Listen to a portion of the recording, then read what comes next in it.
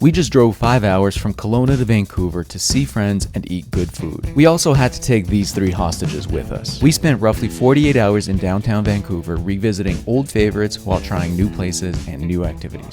Back in 2021, we spent the winter in Vancouver to get a sense of life in the city. But really, the best way to experience Vancouver is in the summer, so we had to come back and do it right. First dinner was our old favorite, Tom's Sushi.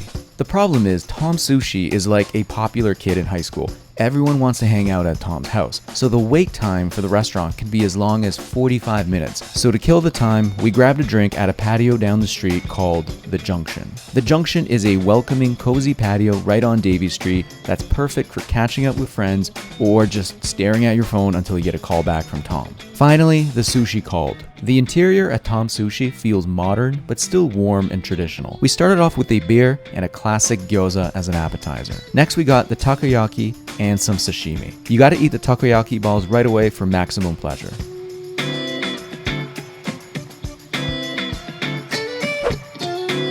Julia and I usually do a sashimi test as a preview of what the rest of the sushi is gonna be like. And the salmon sashimi was good. It's been more tender in the past, but sometimes a place has an average sashimi day, and that's just life. Not every day is a perfect sashimi day. The tuna, on the other hand, really stepped up. It was perfect.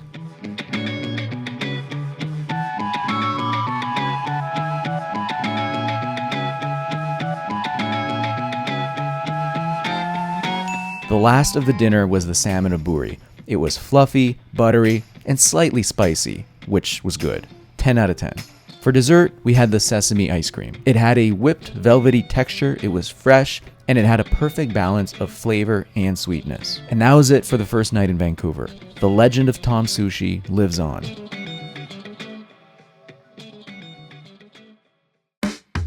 The next day, we went over to Vancouver's Chinatown. It might look a little more sketchy than Toronto's Chinatown, but it has character and the food is worth it. We were in the mood for dim sum, so we checked out Kam Wai Dim Sum.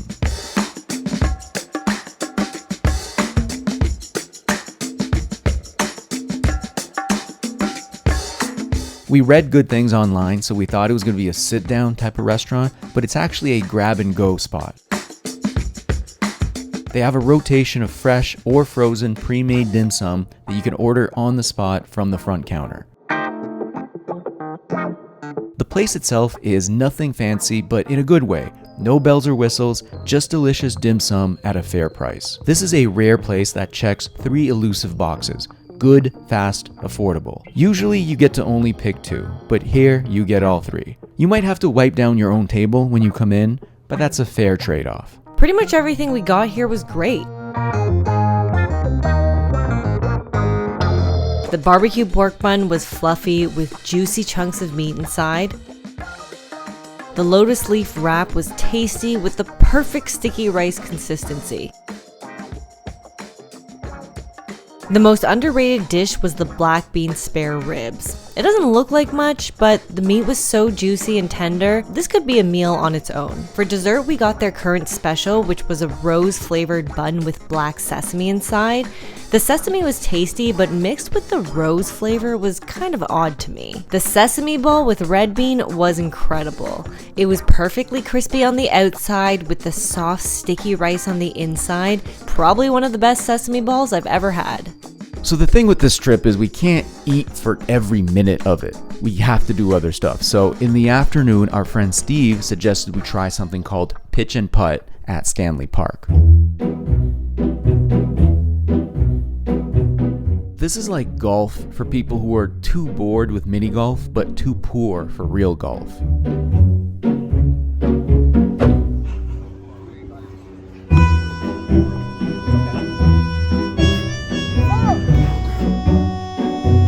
Now you get to do it again.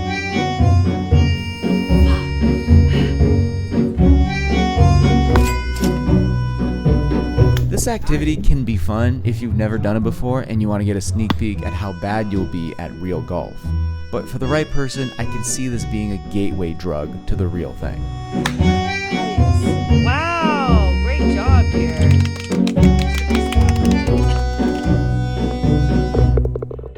Later that night for dinner, we wanted to do a restaurant we've never been to before.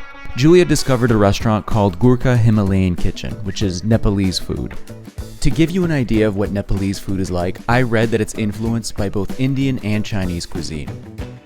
The location itself is very low-key. There's nothing sexy about the building, and the 90s graphic design will make you think the food is low effort. But we were in for a surprise. The nice thing about trying new food is having no expectations and being blown away. The food here was vibrant and delicious. The momo dumplings were so flavorful with a blend of various spices. Personally, I liked the steamed ones more than the fried ones and wish we got a second order. The prawn Nepali stir fry had such a rich flavor. Although the flavor on the dry ribs were good, they were on the tough side with a fairly chewy texture and are the only thing I wouldn't get again. The traditional plate was a balanced meal on its own, with naan and rice for carbs, chicken as protein, and greens and lentil soup for vegetables. The chicken was tender, the naan was soft and fluffy.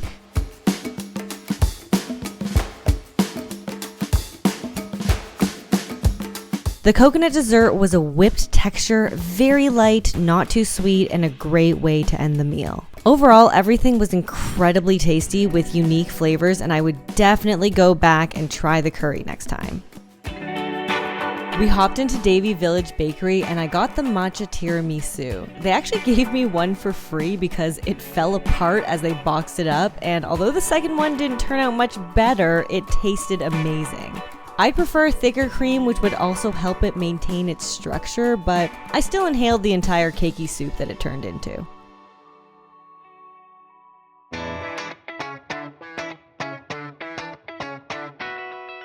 This weekend in Vancouver was the celebration of light. It's when a frightening amount of people pack the beach to watch fireworks. We got here 2 hours early to get a spot on the beach.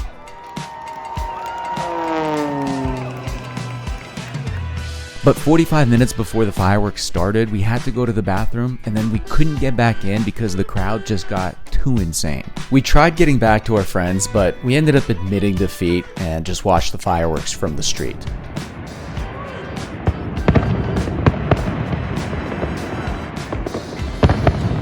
Six out of 10. By day 3, it was time to head home, but not before trying one final spot for lunch. When we stayed in Vancouver a couple years ago, we would always pass this place called Per Se Social Corner. It seemed a little too fancy for us, but this was our last meal in town, so we tried it out. The inside is fancy as heck, but since it was a nice day out, we chose the more humble yet still aesthetic patio. The menu had a bunch of Portuguese tapas along with some mains. Here's what we ended up getting. First up was the lobster and crab ravioli. It was a little too creamy for Julia, but I loved it. Very rich and the sauce was fantastic. Next, we all split the seafood paella. This was absolutely stacked with fresh clams, mussels, tiger prawns, squid, and scallops. We got this to share, but at some point I noticed it was being neglected, so I started picking away at it like I was one of those deep sea creatures. For one of the mains, Julia and I split the Diavola pizza. This was a good old reliable pizza, perfectly done, great char on the crust, great toppings, great cheese, can't go wrong. Overall, this place is not the type of spot we would go to frequently, but it was a nice experience and it didn't stray into the dreaded $3 signs on Google. There's other stuff on the menu we would have loved to try, but it's still kind of expensive and we need the gas money for the drive home. Overall, Vancouver is a gem in the summer. Great food, lots of greenery, and plenty of outdoor things to do. Can we afford to live here? No, but it's a fun place to visit.